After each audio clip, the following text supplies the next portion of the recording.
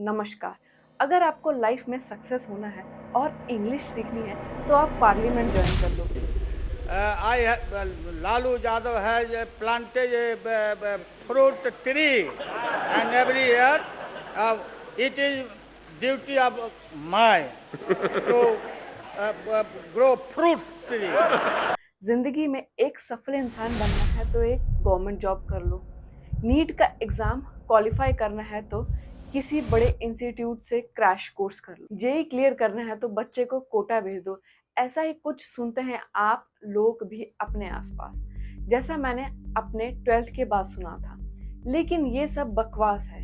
ये सब स्टूडेंट की मेंटल और उसकी सेल्फ स्टीम पर भारी चोट पहुंचाता है। ये गलती हमारी नहीं है, ये गलती है हमारे एजुकेशन सिस्टम की। तो फिर शुरू से शुरुआत करते हैं। शुरुआत से तो जो इंडिया का जो ओल्डेस्ट एजुकेशन सिस्टम था उसे गुरुकुल कहते थे, जिसमें स्टूडेंट्स जो कि शिष्य और टीचर जो कि गुरु के नाम से जाने जाते थे, वो गुरु के घर में ही रहकर सीख प्राप्त किया करते थे, प्लस उनके डेली काम में भी हेल्प भी करते थे। ऐसे में गुरु और शिष्य के बीच में एक इमोशनल बॉन्डिंग हो जाती थी। इस सिस्टम में लिटरेचर, रिलीजन, वॉर, स्क्रिप्चर्स, इन सभी की प्रैक्टिकल नॉलेज में ज्यादा फोकस किया जाता था और इसलिए इसे दुनिया का बेस्ट एजुकेशन सिस्टम भी कहते थे। ये तो हुआ इंडिया का ओल्डेस्ट एजुकेशन सिस्टम।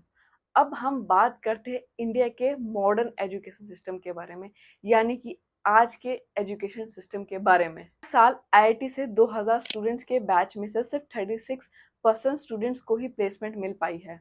लेकिन ये कैसे हो सकता है? इतने टॉप कॉलेजेस में पढ़ने में भी 712 स्टूडेंट्स को कोई जॉब नहीं मिली। हर साल इंडिया में 1.5 मिलियन इंजीनियर और 8.5 मिलियन बीकॉम बीए जैसी डिग्री के स्टूडेंट्स ग्रेजुएट होते हैं, मतलब 1 करोड़ स्टूडेंट्स। और इस 1 करोड़ में से सिर्फ बस 10 लाख लोगों को ही जॉब मिलता है, बाकी 90 लाख स्टूडेंट्स बेरोजगार होते हैं। तो इसमें गलती किसकी है? इतने सारे बच्चों में क्या कोई स्किल नहीं है? इसमें गलती है हमारे एजुकेशन सिस्टम की। अब आप सोच रहे होंगे कि एजुकेशन सिस्टम इतना खराब है, लेकिन इनकी खराबियों की वजह क्या है? वजह है कंपटीशन। ये स्टूडेंट सिस्टम आपको स्किल्स नहीं सिखाते, सिखाता है तो बस रट्टा मारना। जितना ज्यादा आप रटोगे उतना ज्यादा ही आप मार्क्स लेकर भी आओगे। जितना ज्यादा आगे रहोगे आपको उतना ही अच्छा स्टूडेंट माना जाएगा। हमारे एजुकेशन सिस्टम में रटने का कंपटीशन होता है, जो ज्यादा रट लेगा उसके ज्यादा मार्क्स। हमारे इस सिस्टम में लैंग्वेज को प्रेफरेंस ना लेकर सिर्फ इंग्लिश को प्रेफरेंस दी जाती है और ऐसा माना जाता है कि इंडिया में जो बच्चा इंग्लिश में बात नहीं कर सकता वो बिल्कुल गधा है।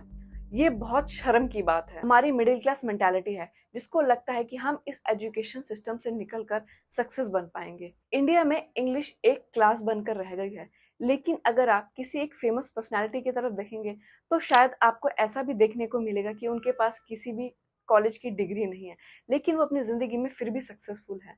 ऐसा ही कुछ इंडिया में है। अगर आप कुछ अच्छा करते हैं तो आपको कोई नहीं सुनता, लेकिन अगर आप कुछ गलती करते हैं तो 10 लोग हंसने वाले आपको मिल जाते हैं। हमारे यहाँ ऐसा ही है। अगर पड़ोसी का बच्चा डॉक्टर और इंजीनियर बनेगा तो हमारा बच्चा भी वही बनेगा। नहीं, ऐसा नहीं होगा। सबकी अपनी स्किल्स होती है। हमारे एजुकेशन सिस्टम में तो सबसे ऊपर डॉक्टर्स और इंजीनियर्स होते हैं, फिर आखिर में आते हैं आर्ट्स वाले। आर्ट्स वाला बच्चा तो ऐसा है जैसा वो किसी भी काम का नहीं है। स्टूडेंट्स गवर्नमेंट जॉब को क्रैक करने के लिए 5 से 6 साल तक तैयारी करते हैं और जब उनसे पूछा जाता है कि वो गवर्नमेंट जॉब क्यों करना चाहते हैं तो उनका जवाब होता है जॉब सिक्योरिटी। एक बार गवर्नमेंट जॉब लग गई तो जिंदगी मजे से कटेगी, और ये एटीट्यूड डेवलप किया है हमारे एजुकेशन सिस्टम ने। मेरा ओपिनियन यहाँ पर है कि हमें एग्जाम्स पर इतनी इंपॉर्टेंस देनी नहीं चाहिए, थोड़ा सा कम करना चाहिए। स्टूडेंट्स का ओवरऑल असाइनमेंट प्रैक्टिकल नॉलेज पर होना चाहिए। हर स्कूल और कॉलेज में करियर काउंसलिंग डिपार्टमेंट होना चाहिए ताकि स्टूडेंट्स को पता हो कि उनके लिए क्या चीज़ें बेहतर है और क्या नहीं। और आखिर में सबसे बड़ा रोल आता है पेरेंट्स का, और पेरेंट्स को भी समझना चाहिए कि हर बच्चे की अपनी एक खासियत होती है। पेरेंट्स को अपने ड्रीम्स कभी भी अपने बच्चे पर फोर्सफुली नहीं थोपने चाहिए। शुक्रिया।